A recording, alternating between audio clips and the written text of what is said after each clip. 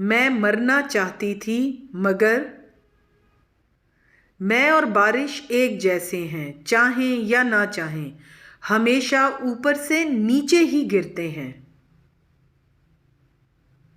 तुम्हारा चाहने वाला चोर कैसे हो सकता है?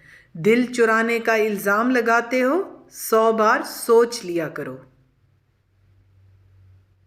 जब से वो पैदा हुई थी जंगें लड़ रही थी। मैं मरना चाहती थी मगर मैंने फैसला किया कि मैं 30 साल की उम्र तक खुदकुशी नहीं करूंगी। मैं देखना चाहती थी कि जिंदगी मेरे सामने और क्या क्या गुल खिलाती है। मैं अपने गिर्द खींचे गए दायरे से बाहर निकलना चाहती थी।